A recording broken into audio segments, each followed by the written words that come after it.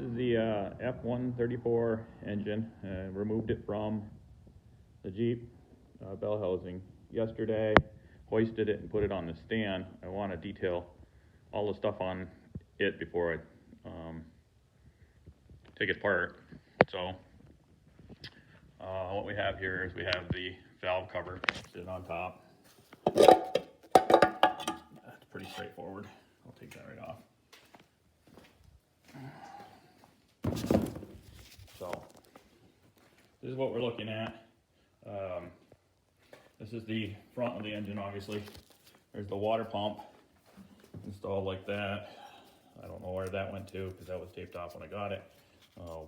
Water hose connection, pulley. Down here is the crankshaft pulley, which wobbled when I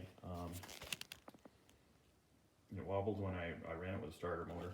So coming around here a little bit further, here's the oil canister. It's a filter canister, and the filter canister is attached with a couple of crankcase head or cylinder head bolts. Holds this bracket on.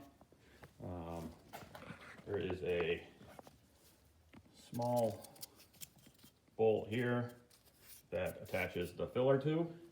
The filler tube is just I think it just slides in there, sliding fit, but there's also this, again, duct off connection. I don't know what that goes to. This hose over here was attached to the oil fill. Originally went to that crankcase head adapter. We got off the oil filter, we got a line that was connected to there and goes down and is connected at the front right of the engine block, or front left of the engine block. Okay, so that's the oil filter stuff that's coming off.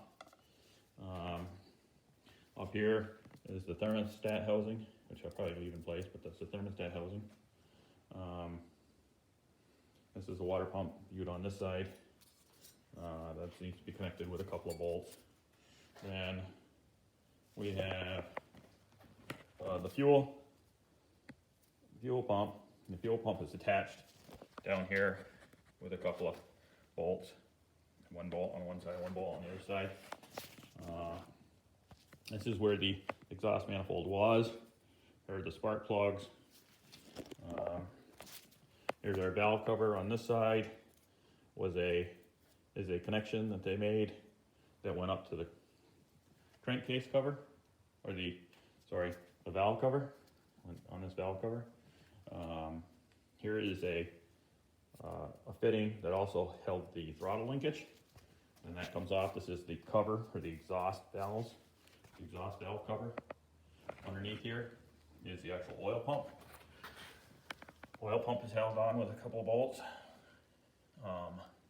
There are a couple of bolts here I guess I don't need to remove. I removed the mount, but the engine mounts went right there. There's the oil plug, very big oil plug and oil pan. Coming around to this side, and then actually on the back, we have a tube that runs from the head to the block, and it runs from the head all the way down. And as you can see, that's the top connection on the block. And the lower connection on the block runs up with a copper tube and over to this, which is the oil pressure gauge sensor. Don't really know what this goes to, because again, it was taped off. I'm not really sure what that goes to. This, I believe, is the water temperature sensor. That goes back to the gauges. Not really doing anything here. That's the inside of the bell housing. So we come around. I've got 1, 2, 3, 4, 5, 6, 7, 8 head bolts, maybe 9. probably one down on the other end too, maybe, so maybe there's 10.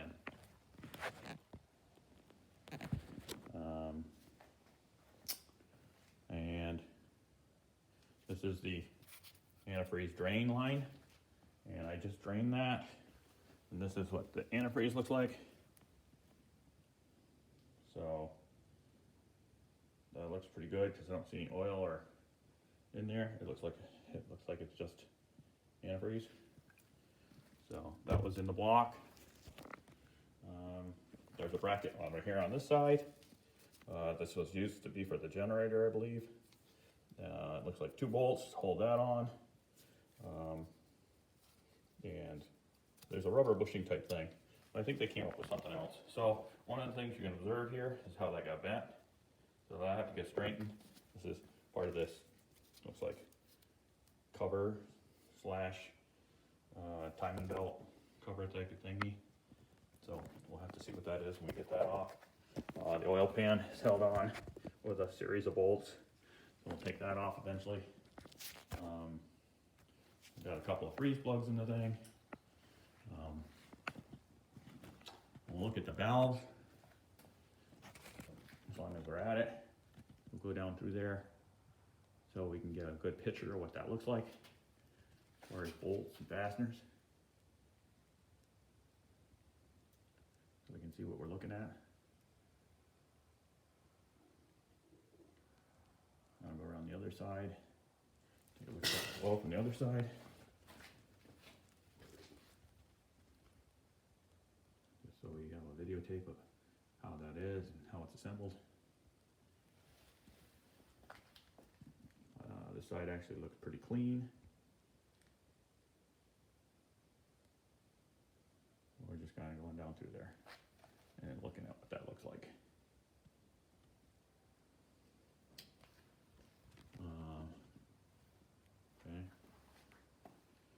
What I did is I took some of the bolts and I loosened them off the head, not in any particular order. I just picked the ones on the corner so that I could use some chain to lift that off. And that's what my engine looks like.